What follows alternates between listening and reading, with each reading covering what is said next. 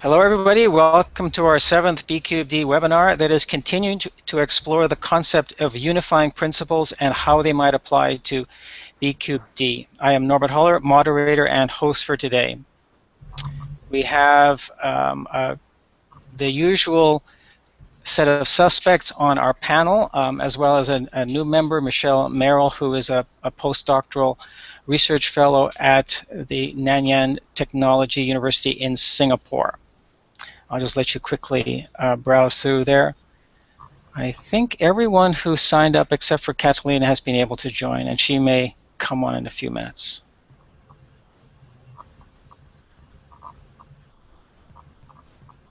Looks like we're missing Megan too, but it doesn't matter. Oh yeah, sorry, I missed that. Ethan is going to represent her. I'll do all I can. Let me just quickly recap where we're at. On the last call, a couple of ideas came up. This is the latest version of energy materials versus information structure. I had a chat with Julian Vincent, and he said he likes this one much better. What I've done is I've identified, what perhaps an insight might be that comes out of this idea, what kind of opportunities it might open up for us, and any examples.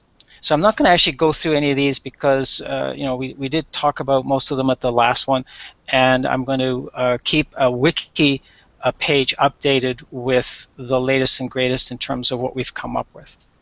But I'm looking at trying to keep this format of, what are the insights, what are the opportunities, what are the examples. I also talked to Julian about this making versus being. He's actually backpedaled on that. He says it works great in lectures. He's not convinced it works very well in practice. I've left it in. It does raise some interesting questions about the importance of hierarchy. Julian pointed out it does require, in a sense, self-organization, which he thought was perhaps an excessive constraint. One of the things I find interesting is his comment that if you're within the system, you don't actually have to know how the system works. In a sense, you're just reacting to the system. And I think that's something that's worth playing with, so I've left it in.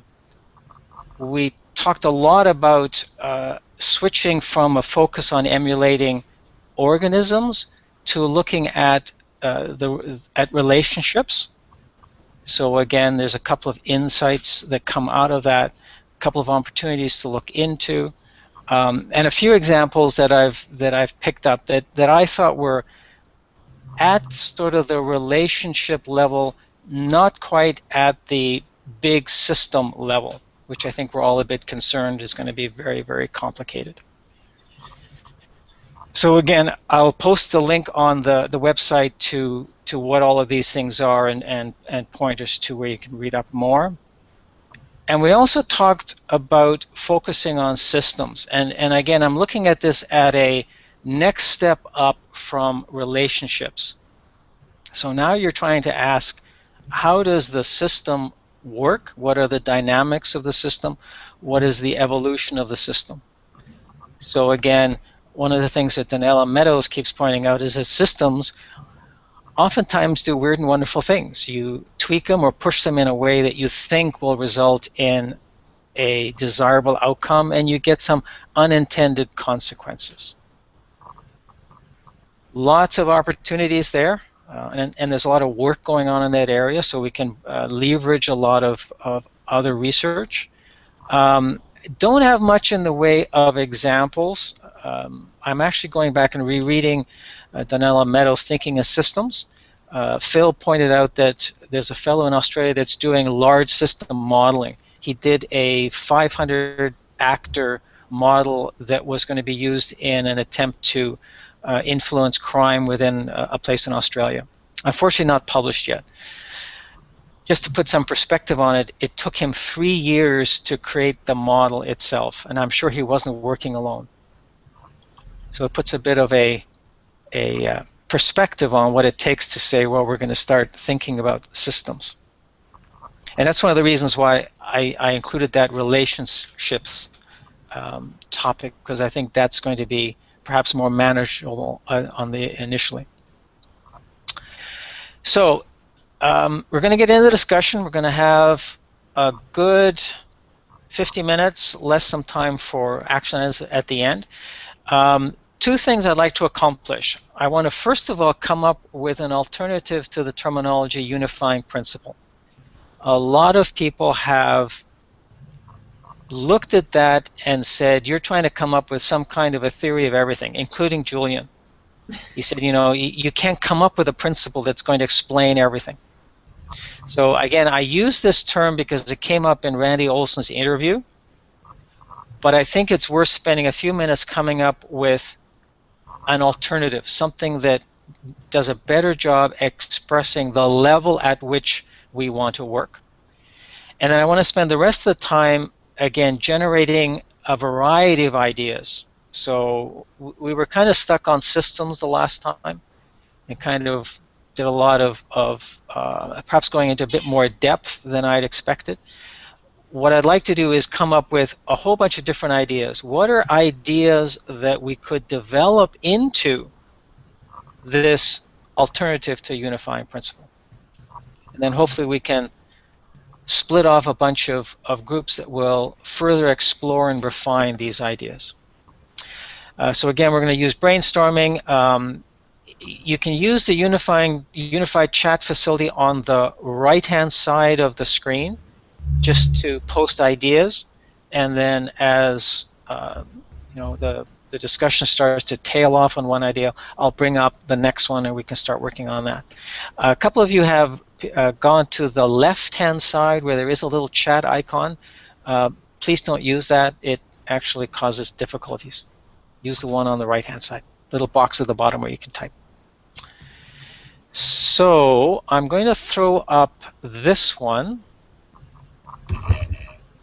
which is a replacement for the unifying principles. Now, Julian actually said something interesting. He said the goal ought to be alteration of perception. So in other words, if you were to think about B3D as it is today, we're looking for something that will help you think of it in a new way. The best I could come up with is far too wordy. It's this idea of, you know, we're looking for some kind of a conceptual framework that spans the source, the process, and the target of B3D. That's awfully wordy, and I'm not sure it really does a good job of expressing what it is you're trying to do. So I'm going to switch out of presentation mode, and we can go into a discussion of, so what are we going to call this? And there we go. Anybody have any ideas?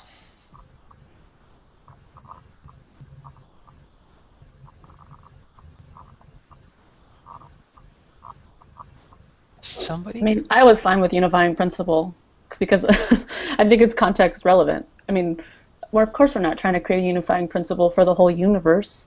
We're just trying to say, what do we agree on about biologically inspired innovation or design? So, I mean, I hear where he's coming from, and I hear that people are like, well, what does that mean? But I think it's sort of a placeholder until we have the concept that we're looking for. But right. That's my thought. I'm okay with just using the term. Okay. I'm wondering if we else? should reflect a little bit on where we've come from. One of the threads of conversation has been the previous conversation about it wasn't unifying principles. It was that article that common ground. So trying to uncover some of the common grounds between bioinspiration, biomimicry, and other reported disciplines.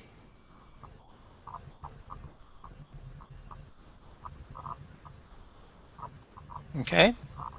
Just another thought.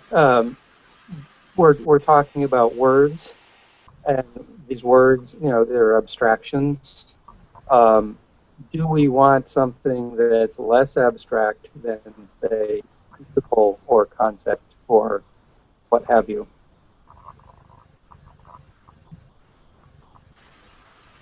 I'll jump in and throw my reaction to the word principle. A couple comments. One, principles for me are behavioral, kind of how we operate. And I don't know if there's a unifying principle, but there's certainly a set of principles that I think that would inform our behavior. In contrast, again, I'm not settled one way or the other whether unifying principle works as a title or not. The other thing that for me to settle down on what a principle is, I have to connect to it some holding container of mindset, if you will, or as Donella Meadows even says, don't even hold a mindset, just hold multiple mindsets, which suggests, then that leads me to this notion that our species has about 6,500 mindsets right now when you consider the various cultures, and really is our diversity of how we see the world, and we're going to lose about 40% of them, just like the biosphere.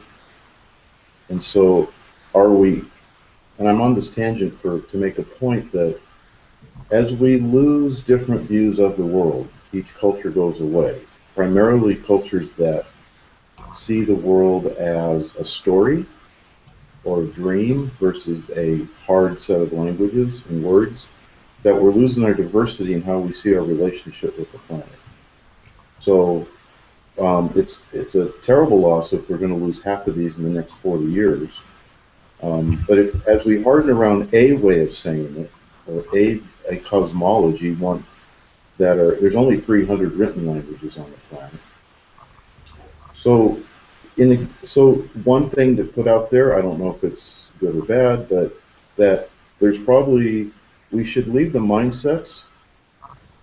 There's many mindsets. We might bring different kinds of mindsets to the table to explore, but the principles of how we behave are perhaps, basically interdisciplinary in some way, or what's another principle? Oh, something about some of the principles of living systems or even biomimicry, but I'm just trying to make a distinction between a principle and a way of seeing the world, and maybe I'm just using words again, but there is this notion that our species has at least 6,500 different ways of seeing the world, and so any one mindset or any one way of seeing the world probably isn't the best way to do it. I don't know if that makes sense, but she's laughing, which is good. No, I totally agree. You're right. We started the first conversation with the example of nothing makes sense in biology except for within the context of evolution. And I don't know if we're still kind of trying to come up with some kind of statement like that, but I think the purpose of that statement was to make sure that one got started on the right track. And so basically, if you were going to consider I think the statement means that if you're going to consider a biological system and understand it and try to break it down, you need to start with accepting basic fundamental principles of evolution, or the evolutionary history of that system. And that if you skip that step and move on, you're going to get sort of on a path that doesn't lead you to anywhere that makes sense. And so if we're trying to create a statement that ensures that those that are interested in thinking about biologically inspired design, biomimetics, biomimicry, whatever word we're using, maybe the idea is to create a statement that ensures that if you start at this point, at this entry level, you're more likely to lead down a meaningful path that will give you some insight and understanding. And in my analyses so far of the data that I do have, I find it's interesting. So I just ran an analysis recently of the 380 biomimetic products that I've been working with, and the levels of organization at which the knowledge transfer occurred. So were they mimicking an organism? Were they mimicking a cell? Were they mimicking an ecosystem? That kind of deal, and the range. And what I found was that in cases where there was unsuccessful transfer of knowledge, so they weren't considered to be biomimetic, the reasons were different depending upon the level of hierarchy. And it was kind of cool. It was kind of interesting to understand some of the reasons for why it wasn't biomimetic. It didn't work. But it was different depending upon where you were on that hierarchy. And so I've been trying to think about just using examples of unsuccessful transfer if we couldn't come up with something that would allow people to get started on the right path.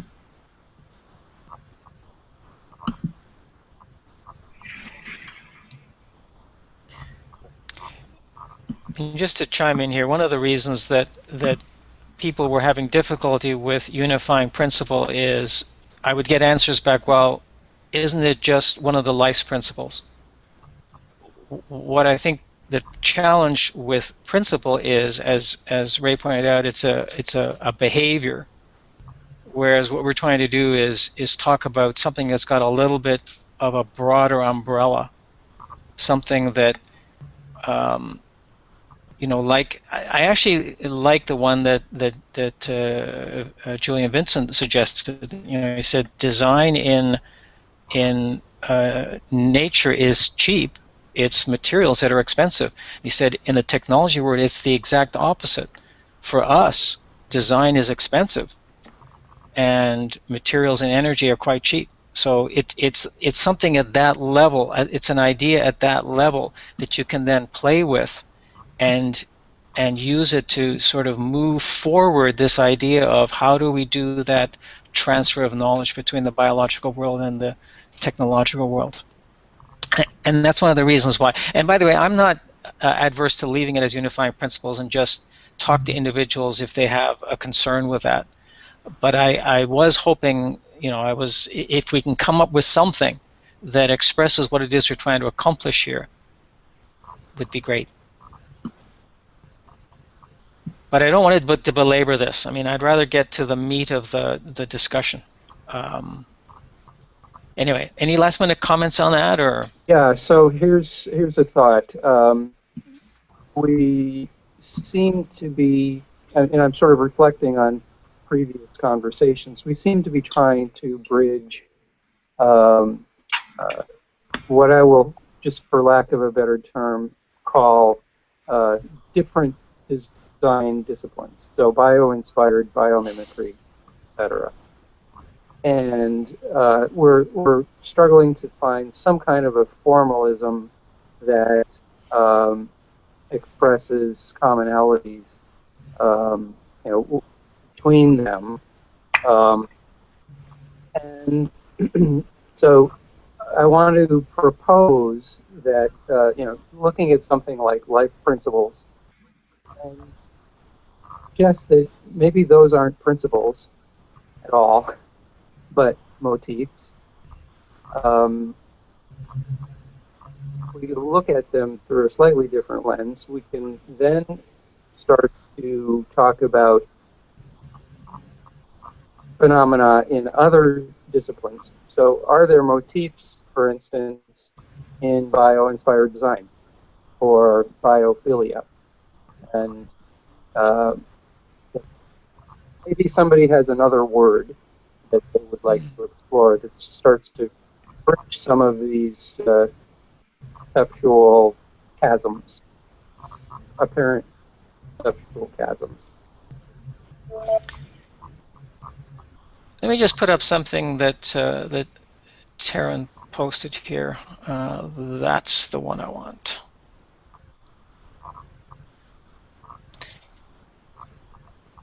That actually suggests maybe principle isn't such a bad term to use. Again, I think part of it is we may be using principle in a too narrow a sense sometimes.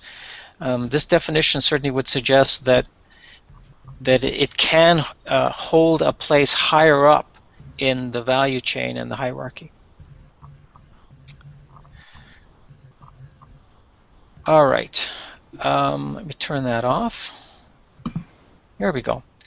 Unless there's some more discussion on this, maybe we'll just leave it for further thinking. If anybody has any ideas, just pass them along.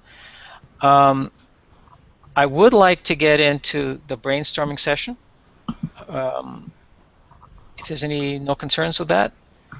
I'd like to actually turn it over to Randy. He had done some work. He posted something to the wiki in terms of his idea of motifs. So let me bring up the charts, and then we'll let Randy talk to them. There we go. And over to you, Randy.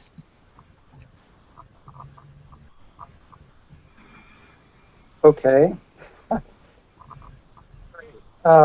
So I was, in thinking about this idea of motifs, and from my perspective as a designer, of course, I'm thinking more along the lines of design motifs. And what I would offer as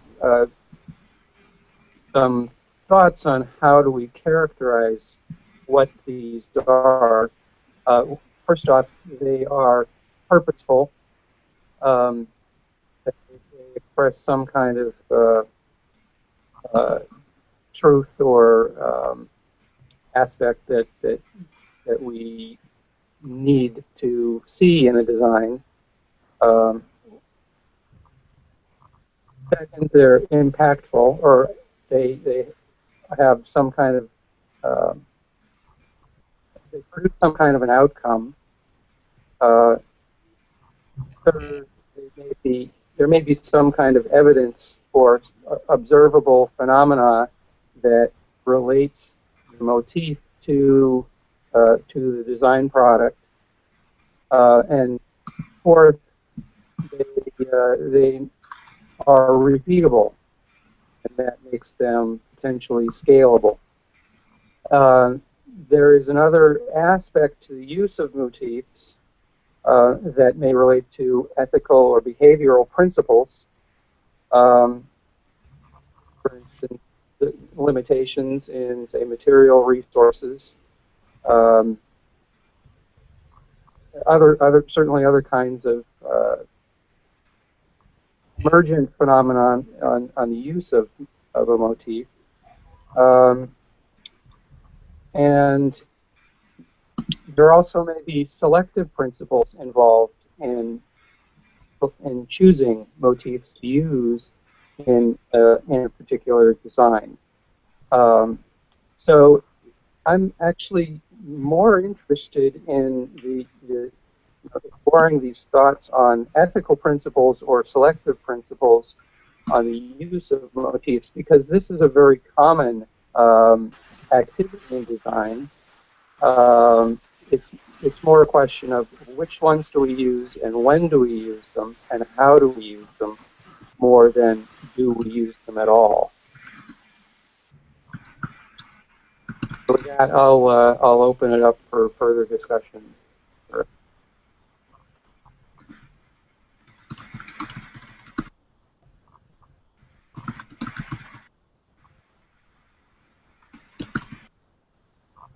Well, coming at it from the perspective of not the perspective of design,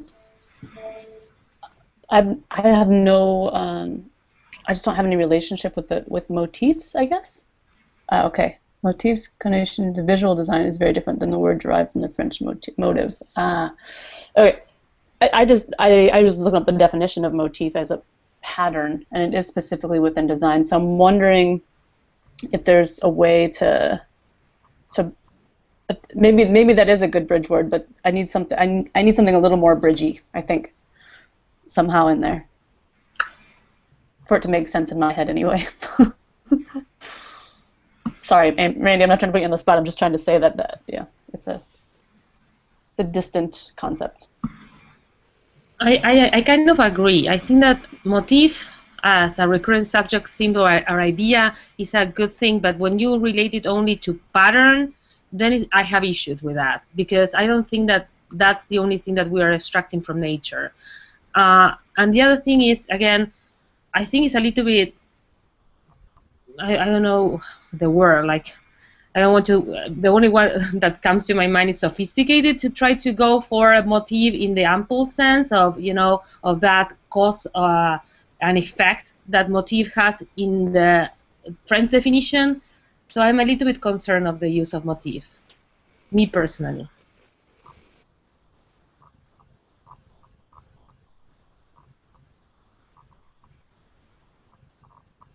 I do kind of like, Kat, what you put in the chat box there, the definition of axiom.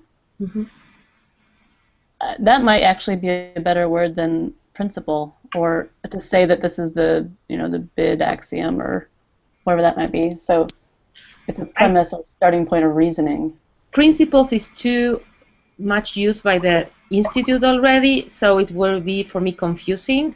And if we want to give biomimicry the level of a discipline, I think that the words have to be also matching to what a discipline will use.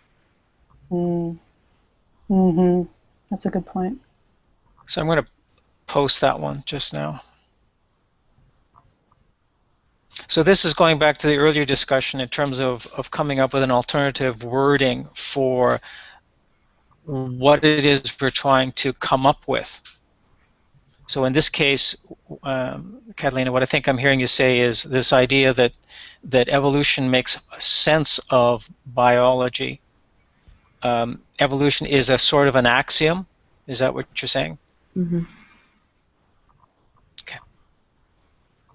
Or any number of things. Mm-hmm. I guess what I'm thinking is that an axiom is a more, like that description there is a more precise definition of what we're trying to come up with than principle. Okay. I think, anyway. I mean, potentially. Good point.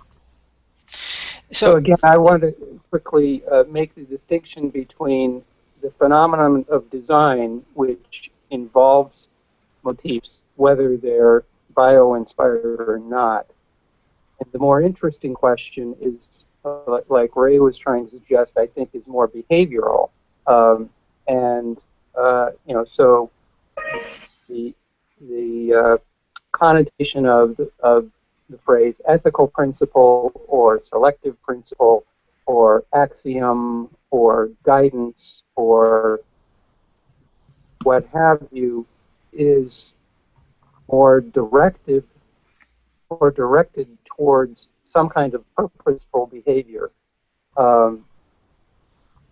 So motif is really just sort of a jumping off point.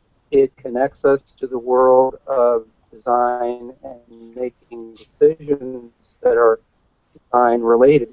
The harder question is, how do you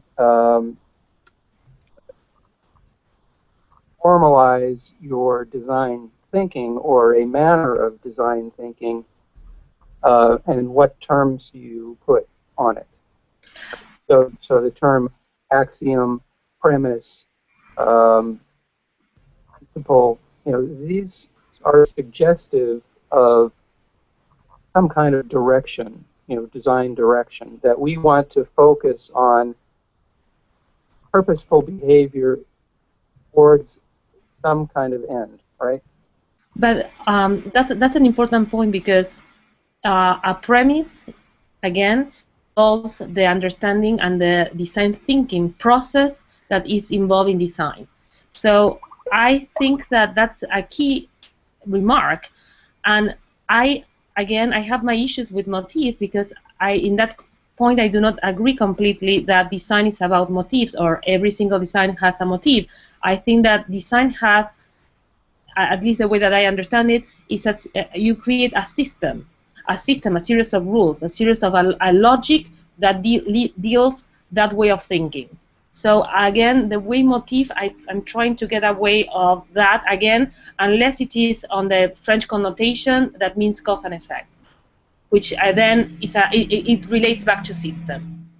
Yeah, I don't disagree with you about using the word motif. My point was more of using it as a jumping off point, um, and also to try to help us move away from the word principle, Yeah. particularly the use of life principles. I am thinking, and the reason for that is I myself am thinking of what we have been calling life principles as more like a design motif than anything else. I don't think of them as design principles per se. So again, trying to move away from that language and find another language. Um, a premise, if you wanted to start with a premise of, for design, um, that might start with something like, we have climate chaos, whatever. That as a premise for making different kinds of design decisions, what does that suggest as, principles for designers to use as they're sitting at their desks thinking about how to solve some of these incredibly massive problems?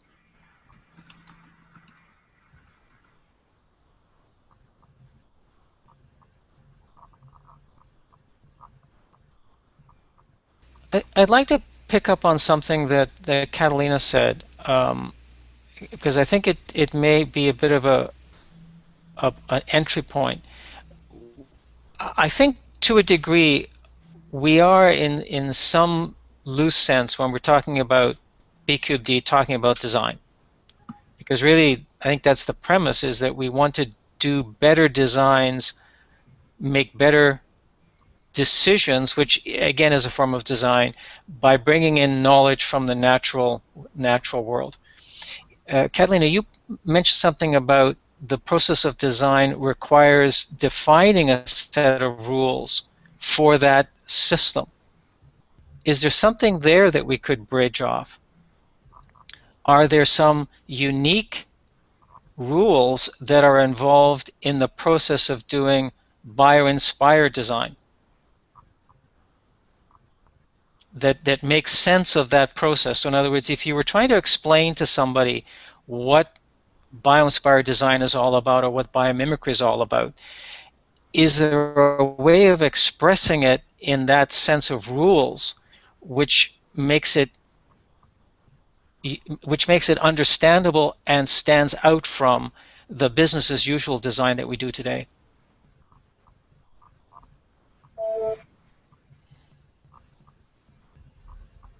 When they ask me what do I do, or what is that my class tries to achieve with the use of biomimicry or bio-inspired design, what I say, and this is something that I have, it is in every single paper that I write about biomimicry, I always say that when the Institute explains how biomimicry works, they talk about levels of biomimicry. So everybody knows, I don't have to teach you this, everybody knows, they describe form, they describe process, and they describe system of environment, correct? So I always say that as an analogy to architecture, a building is an organism, and it is in the adaptation to the environment that function develops and it results in a form. So I see it that it is in that engagement of the environment that both biological and architectural systems develop a function that results in a form. That's the way that I understand it. So again, from there is where you start to get or set those rules that I'm talking about in the process of designing biomimicry. So the way that I make my students go through the process of analysis and biology is through deep understanding of biology itself. So they have to understand the organism in terms of that environment where the organism is inset. So taking it away from that trims into the analysis of biomimicry for me. So Yeah, forgive me if I annoy anybody by continuing to talk about the importance of function. But the reason why I do, so thank you for bringing it up, is because that's by far the biggest reason for why I've classified quite a few products in my database as not being biomimetic, because they didn't consider function first. So it was certainly a design, an aesthetic, not design, an aesthetic that was inspired from nature, but they forgot function. And in fact, predominantly that sort of mistake happens at the organism level, which I find very, very interesting. And so We are not disagreeing. no, not at all, not at all. No, We're totally again, agreeing. I put one thing before that. That is, Yeah. yes, that we are completely agreeing. It's cool. Yeah, totally cool. So thank you, because in fact it's fundamental. You have to first figure out what function you want to incorporate either into your system or to develop totally, uniquely or by yourself, and then understand what contributes to that function. I don't think about levels. I think about types, and so in biology, there are a number of ways that functions are achieved, and including functions are achieved by large-scale systems, but they're also achieved by small-scale systems, and so all of that to me is part of the same thing. But if fundamentally, if function is not transferred, is not mimicked, then it doesn't count. And if only function is mimicked, I find that rather weak.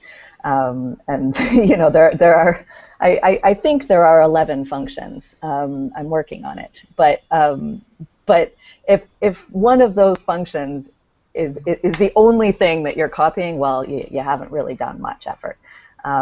But still, technically, for me, it does fall within the range of possible biomimetic technology, mostly because I see in the future the need to mimic big functions, ecosystem functions. And so that's where it's going to be important. So for now, I keep them within my database as a kind of example of how to mimic function without mimicking the biological mechanism, because maybe that's not so important when we talk about the future need to make pollinators or clean water or produce oxygen. So I jump in here again. The idea of motif does not preclude us from talking about function, structure, form, and so on. So you could have functional motifs, you could have behavioral motifs, you could have structural motifs, and you could have combinations of those things. And that's one of the attractions of the term for me, is that it doesn't necessarily preclude a variety of interpretations that allow some leeway in the design process for exploration.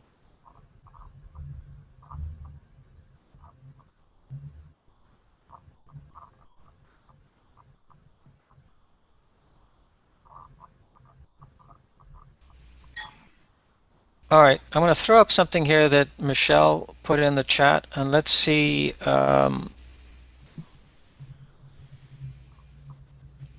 where that leads us. So Michelle, do you want to quickly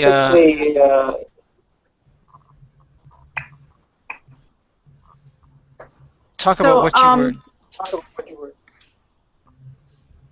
Sure. So what I was asking there, I do think it's probably useful, again, to get away from the idea of principle, just because life's principles is this term that's already in play, and there will be some confusion there. But I think then that also means, okay, we've already got life's principles as a thing that anyone who gets interested in biomimicry or bio-inspired design is going to see and know about. So what it seems to me that this group is trying to do now is to come up with something that talks a little more about why, what why you would go into bio-inspired design, what that means and how that's different from anything else, and kind of something about an underlying thought process or structure that takes you into a place where what you are doing actually is biomimicry or bio-inspired design instead of something else or some more shallow application of that, as Shoshana was talking about. Sorry, long day for me. Is that making sense?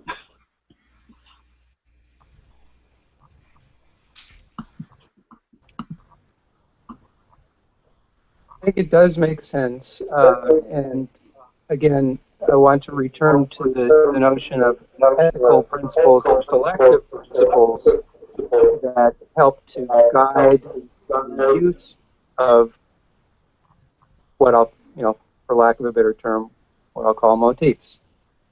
So how would you know which life principle to use if you were choosing to use a life principle in your or life motif in your design?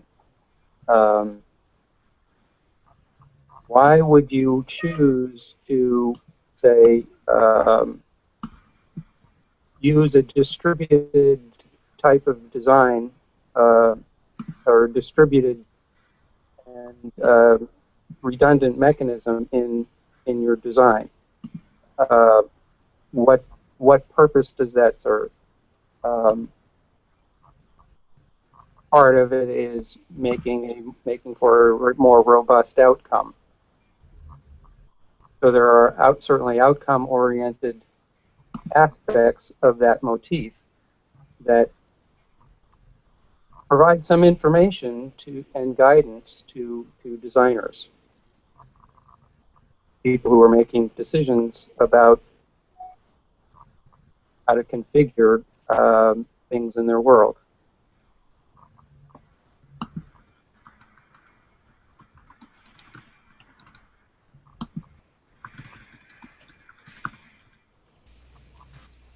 What I'd like to know is what makes one selection bio-inspired or biomimetic or biophilic.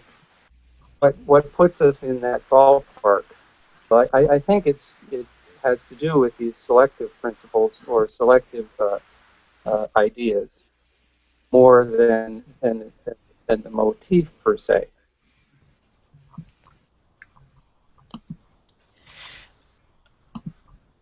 I mean, I'm having a bit of problem understanding. I mean, the motif is a very common element in design as I think of design. What's special about the concept of motif in terms of bio-inspired design or biomimicry? What does it how does it help us understand what we're doing when we're doing B3D? How does it, as Michelle pointed out, how does it inform us when we ask the question, why should we be using B3D in this design situation? Well, if we're using a biological motif, then that sort of puts us in the ballpark, right? If we're using a fossil fuel-based motif, well, let's just, for the sake of our argument, call a gasoline engine a motif, an example of a motif. Obviously, we're interested in using some other kind of motif, and what is the ethical principle that puts us in the ballpark?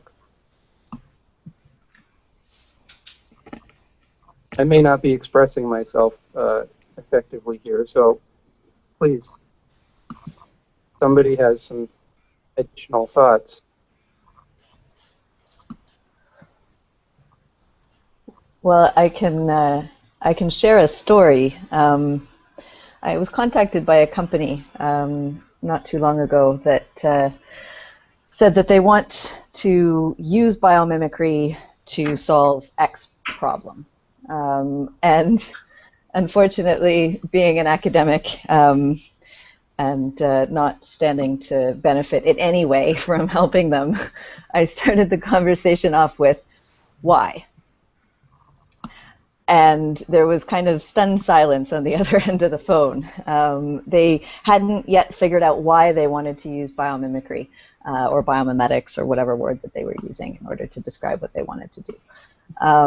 And I think, I guess it, you know, in trying to figure out what is biomimicry, where you should start, and all of that, I think one needs to figure out if we're trying to set an ethic, a philosophy, or are we trying to identify a procedure, a methodology?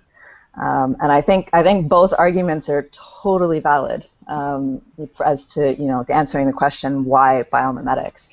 And probably, like what was mentioned before, I love that, you know, 6,500 mindsets. I think probably which one you adopt is really going to depend on your individual and your collective experiences and really what motivates you.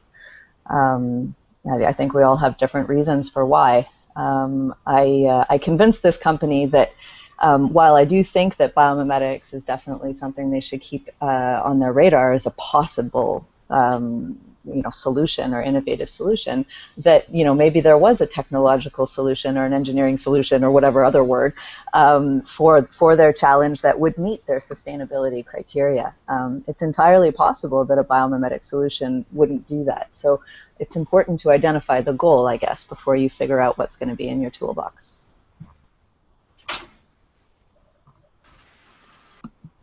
I'd throw something in at this point.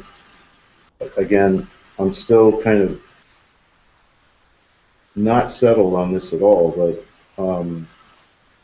one thing I think that's important about biomimicry and or design and or whatever you want to call it, the difference between what I experienced early in my career as an architect and what I'm experiencing now, and I'm on the 11th step of the 12th step away from that kind of architecture thinking, is I shifted from thinking as architecture as a thing, and I'm more interested in how the architecture is expression of what the culture is interested in. So get back to the relationship of place and those sorts of things. That's point number one. The other thing I've learned in my experience is that there's two kinds of outcomes. There are outcomes that are making things like either a building or a product or something like that. And there's other outcomes of being state, seeing the world differently as an intentional design process, which I think is the more important for me, is that if you have an intentional outcome of how we're going to be in relationship with the place before you design a thing in the place, I think is a more powerful. So this speaks to both the making and the being state, but I think the being state, and it's about relationship, I think trumps the object, but that's my opinion.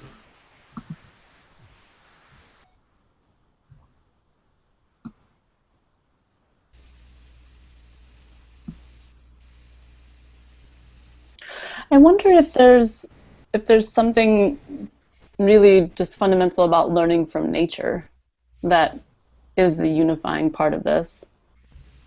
And I don't know if it's necessarily about it being better design or more sophisticated design, but as Sho pointed out, it might not be better design. But I mean, sometimes it's local in the case of architecture, but sometimes it's not. But I wonder if we're like can't see the forest for the trees, because it is just the thing that aligns us is learning from nature. That was pretty rude of me. You just drop out after my comment. Oh, we missed you. The concern I have with the learning from nature is it's to a degree very much focused on the source. There's a little bit of the process, but it doesn't really address what I'm going to do with it or how I'm going to apply that learning from nature. And it largely misses the target. It gets back to Shoshana's point that, here's a company that says we want to do biomimicry, and the question is, well, why? Mm. It's become almost a, I don't want to say another innovation tool, but it's become another innovation tool that lacks a context. Well, the context is how do we adapt ourselves to our current situation? So this is one of the main purposes of design.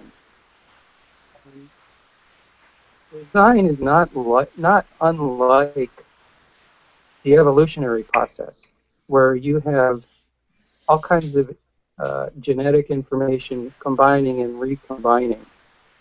Within that domain, there are definitely motifs that repeat themselves and change themselves that are part of this adaptation process. In the human design activity, we are taking physical bits of information and transforming them to adapt ourselves to the situation. So there's always physical evidence of things that we've done. For people who make this a profession, whether they're young in it or experienced in it, there are patterns that are repeated over and over. We are in a process of trying to change those patterns. What we need is guidance and direction. We need the best thinking that will help us to produce the outcomes that we desire. So look to the evolutionary process and see how that works. And I think some of the best thinking now sees that there are motifs in the genetic process. Perhaps we can pattern some of our behaviors after that kind of understanding. So are there motifs in the physical world that we can look at and either emulate or try to imitate? There's certainly a learning process involved in all this. But what I think we're struggling with is the language that helps us understand this more broadly.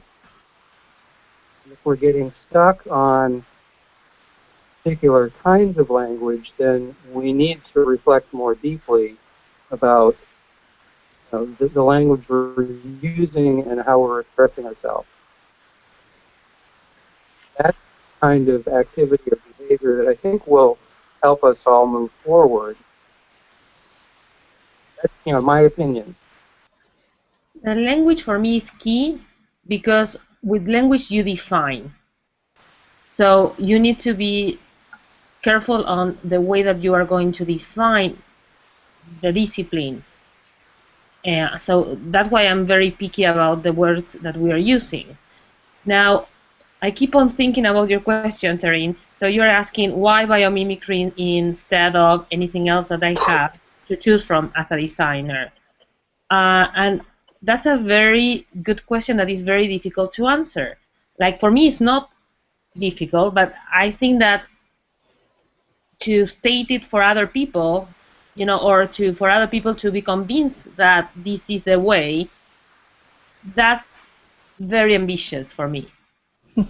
So if you ask me why biomimicry instead of something else, is because my research is in sustainable design. So for me, it makes sense to look at some precedent that shows me a way to survive, correct? To strive, to work, and to be successful. So that's what I'm looking in that analogy with nature, in that understanding of nature and developing a system in architecture that tries to emulate what nature is teaching me. But again, I'm talking about specific about architecture, and I'm specifically talking about the way that I use it. How to convince others, and I'm using the word sustainability, that not all of you, will use it when you define biomimicry for yourself.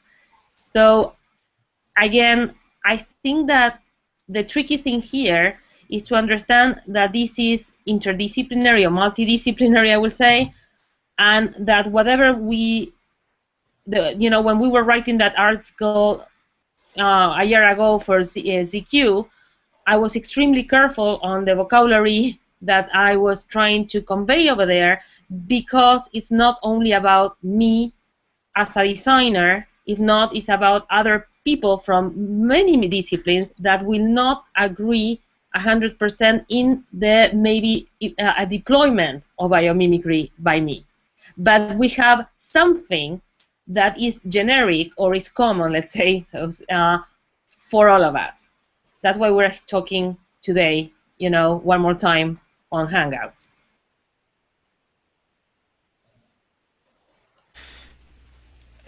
I mean, I think there's a lot of different ideas have come out of today's discussion, and I think they highlight the difficulty of what it is we're trying to accomplish.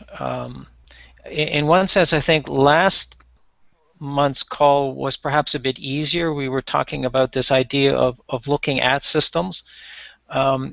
This time we're digging a little bit deeper. I want to throw up one thing that Taryn suggested in terms of sort of an axiom or a premise.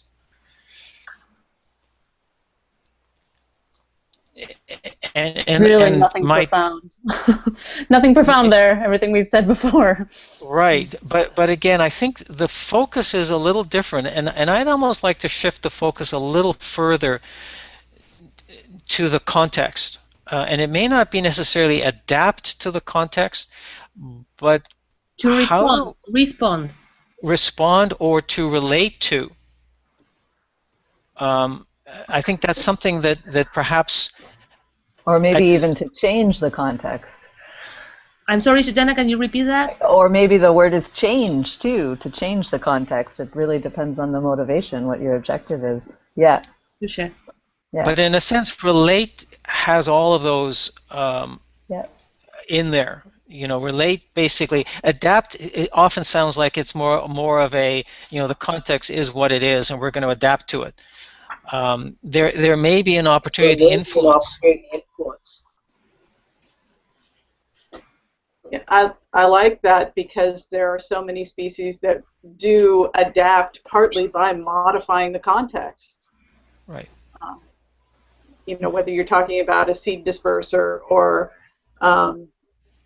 something like a beaver that really actively modifies the landscape, you've got, it goes both ways. It is a relationship, so including that relate in there, I think, is really strong. That's right. Good, yeah. Taryn's post. I just flipped it around to say relate to context by learning from nature. Okay, we're coming up to the witching hour. Michelle, could you do me a favor and just mute your mic for a sec? Sure. Great. I'd like to spend a few minutes on where do we go from here. I think we're getting closer. We're getting closer to what it is we're trying to achieve, which probably was never really clear at the beginning. And in that, I think this discussion has been very interesting. I'm certainly willing to do the usual of typing up some notes and trying to extract some insights from that. My sense is that this is a discussion that we need to continue. We need to drill down a little bit further, maybe even expand the ideas a bit further. I'm not going to suggest that we monopolize the entire B3D webinar series with these discussions. I do want to get into the communication side with Ethan and company. But it is something that I think we all need to think about and find a way of, and it gets back to Ray's comment.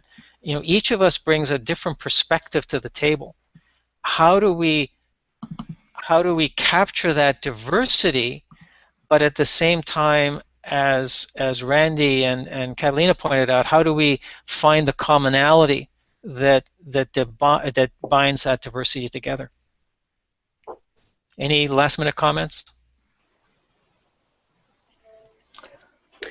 I think we're never going to have a perfect solution, representing 6,500, cultures. So, yeah, I guess that's all. Just I think if we get to a place where we feel like this is something that's representative, then we move on. That's my I would thought. tend to agree with that. I think it is a cultural thing, and so to me, I kind of wonder: do we have quote unquote the right disciplines in the room? Would it make sense to say have an anthropologist in on this discussion?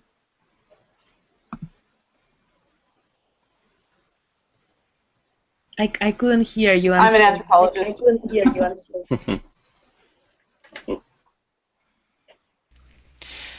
It's a very good point.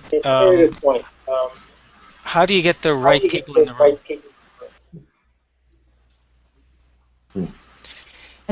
Yeah. I think you decide that we're the right people. Oh, yeah, points of view versus people. Right. The sad thing about the 6,500 is just like the biodiversity is going to be 40% reduced, perhaps. So is the ethnosphere. Those 6,500 are going to be reduced, and almost all of it's going to happen in the cultures that see nature not as a thing out there, but they are nature. They don't have words for nature. There's no nature in their language, and so they only have relationships. They're part of relationships. Period. That's how they see it. And those are the languages we're losing.